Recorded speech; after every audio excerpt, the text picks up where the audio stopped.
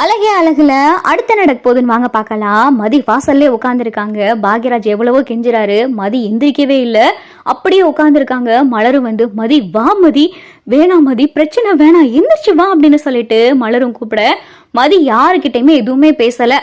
இங்க உள்ள ராகவனும் லட்சுமி உட்காந்துக்கிட்டு, ஏ மலரு, எதுக்காக நீ அவளை கூப்பிட்டுக்கிட்டு இருக்க?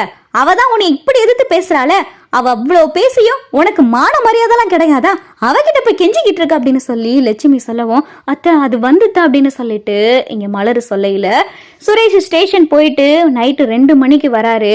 அப்பையும் வாசல்ல மதி உட்காந்துருக்காங்க. ஏய் நீ இன்னும் போகலையா அப்படின்னு சொல்லி சுரேஷ கேட்க மதி எதுவுமே பேசாம சுரேஷை முறைச்சு பார்த்துக்கிட்டே உட்காந்துருக்காங்க. ஒன்று உள்ள எந்திரிச்சு போனா போதே அப்படின்னு சொல்லி உள்ள போ சொல்றேன், அதுவும் மிட் நைட் ஆயிருச்சு அப்படின்றதுனாலதான் உள்ள போ சொல்றேன்.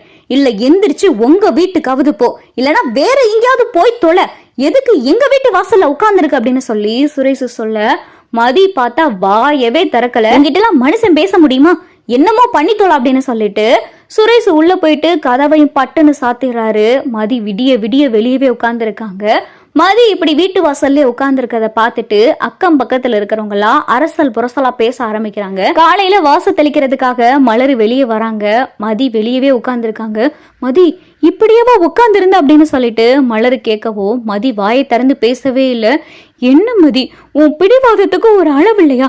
நீ நல்ல பொண்ணு நினைச்சுக்கிட்டு இருந்தே, இப்ப என்னன்னா இப்படி பிடிவாதம் பண்றீ அப்படின்னு சொல்லி மலரு சொல்லவும் மதி முறைச்சு பார்க்கவும் மலர் எதுவுமே பேசல. மலர் வாசலாம் தெளிச்சு கோலமும் போட்டுறாங்க.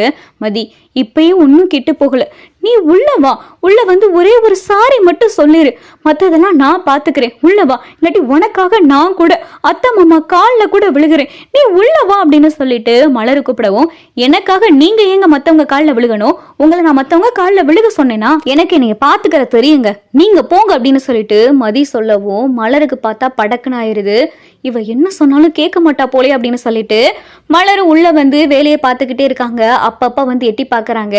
வெளியில பார்த்தா ராகவன் காலையில வாக்கிங் போறதுக்காக வராரு. ராகவனை பார்த்துட்டு அக்கம் பக்கத்துல இருக்கிறவங்களாம், என்னங்க உங்க மருமகளை நாங்களும் பாக்குறோம், விடிய விடிய அதுவும் நடுராத்திரில இருந்து அந்த பொண்ணு ஒரே இடத்துல உட்கார்ந்து இருக்கு, என்னங்க உங்க வீட்டுல எதுவும் பிரச்சனையா அப்படின்னு சொல்லி அக்கம் பக்கத்துல இருக்கவங்களாம் கூப்பிட்டு கேட்க ராகவனால பார்த்தா எந்த பதிலும் சொல்ல முடியல. என்னங்க எந்த பதிலும் பேசாம இருக்கீங்க அப்படின்னு சொல்லி வாக்கிங் போறவங்க வரவங்க எல்லாரும் ராகவனை கூப்பிட்டு கேள்வி கேட்க ராகவனுக்கு ஒரே அசிங்கமா இருக்கு. வாக்கிங் போயிட்டு வந்த ராகவன் மதிக்கிட்ட, இங்கே பாருமா, எந்திரிச்சு உள்ள போமா அப்படின்னு சொல்லி ராகவன் சொல்லவும் மதி பார்த்தா எதுவுமே பேசாம அமைதியா உட்காந்துருக்காங்க. ஏமா உனையத்தான் சொல்றேன், எந்திரிச்சு உள்ள போ, என்ன எதுவும் பிரச்சனை பண்றதுக்காகவே இப்படி உட்காந்துருக்கியா? வர்றவங்க போறவங்களாம் எங்களை கூப்பிட்டு அசிங்கப்படுத்தணுமா? உன்னால எங்க மான மரியாதைலாம் போகணுமா? வர்றவன் போறவன் தெரிஞ்சவன் தெரியாதவெல்லாம் என்னைய கூப்பிட்டு கேள்வி கேட்டுக்கிட்டு இருக்கேன். உங்க மருமக என்ன விடிய விடிய அதுவும் நாத்தினி நேரம் இப்படி உட்காந்துருக்குன்னு கேட்டுக்கிட்டு இருக்காங்க. போமா, எந்திரிச்சு உள்ள போ, இல்லாட்டினா எந்திரிச்சு எங்கேயாவது போ, உங்க அம்மா அப்பா வீட்டுக்கு போ அப்படின்னு சொல்லிட்டு ராகவன் சொல்ல அப்பையும் மதி அப்படியே உட்கார்ந்து இருக்காங்க. உன்னையெல்லாம் திருத்தவே முடியாது, நீ எல்லாம் திருந்தவே மாட்ட அப்படின்னு சொல்லிட்டு ராகவன் கோவப்பட்டு உள்ள போக, என்னங்க என்ன ஆச்சு, ஏங்க இப்படி கோவப்பட்டு வரீங்க அப்படின்னு சொல்லிட்டு லட்சுமி கேட்க, இவ நம்ம மான மரியாதை மொத்தமா வாங்கிடுவா போல, இத்தனை வருஷமா நான் காத்து வச்சிருந்த மான மரியாதை எல்லாம் இவனால பறக்க போகுது அப்படின்னு சொல்லி ராகவன் சொல்லவும், என்னங்க என்ன சொல்றீங்க அப்படின்னு சொல்லி லட்சுமி கேட்கவும், நான் வாக்கிங் போனேன், வரவன் போறவன் எல்லாரும் கூப்பிட்டு கேட்குறான், உங்க மருமக ஏன் இப்படி வெளியே உட்காந்துருக்கா, என்ன பிரச்சனை, ஏது பிரச்சனை, குடும்பத்துக்குள்ள எதுவும் தகராறா, அதுவா இதுவான்னு சொல்லி ஒருத்தே விழாம கேள்வி கேட்கறாங்க.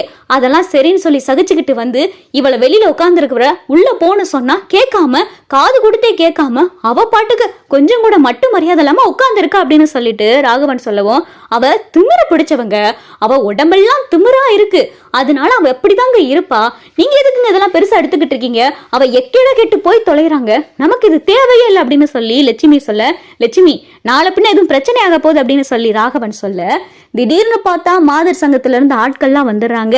மதிய பார்த்துட்டு, ஏமா நாங்க மாதர் சங்கத்துல இருந்து வரோம், என்னம்மா உங்க குடும்பத்துல எதுவும் பிரச்சனையா? அக்கம் பக்கத்துல இருக்கிறவங்க சொன்னாங்க, அதுவும் விடிய விடிய ராத்திரி முழுக்க, அதுவும் காலையில எப்படிமா ஒரு பொண்ணு இப்படி வீட்டு வாசல்ல உட்கார வச்சுக்கிட்டு வீட்டுக்குள்ள உங்களால எப்படி இருக்க முடியுது அப்படின்னு மாதர் சங்கத்துல இருக்கிறவங்களா வந்து கேட்கவோ மதி அப்பதான் அது வந்து அப்படின்னு சொல்லி மதி சொல்ல வரையில வெளியில நடக்கிற சத்தத்தெல்லாம் கேட்டுட்டு மலரு, பாக்யராஜ், லட்சுமி எல்லாரும் வெளியில வராங்க. என்னங்க எதுக்கு இப்படி எங்க வீட்டு வாசல்ல கூடி இருக்கீங்க அப்படின்னு சொல்லி லட்சுமி கேட்கவும், என்னம்மா மருமகளை கொடுமைப்படுத்துறியா, வரதட்சணை கொடுமையா, என்ன எது நடந்தாலும் பாத்துக்கிட்டு சும்மா இருந்துரும் நினைச்சிட்டீங்களா? மாதர் சங்கத்துல இருந்து வந்திருக்கோம் அப்படின்னு சொல்லி மாதர் சங்க ஆட்கள்லாம் வரவோ லட்சுமிக்கு பார்த்தா பயம் வந்துருது. இல்ல அது அப்படின்னு சொல்லி லட்சுமி தயங்க, இங்க பாருமா, இந்த மாதிரி கொடுமைப்படுத்துறதெல்லாம் அந்த காலம், இப்ப இதே மாதிரி கொடுமைப்படுத்திக்கிட்டு இருக்கியா அப்படின்னு சொல்லிட்டு மாதர் சங்கத்துல இருக்கிறவங்களாம் லட்சுமியை பிடிச்சி கேள்வி மேல கேள்வி கேட்க லட்சுமியால பார்த்தா பதிலே சொல்ல முடியல.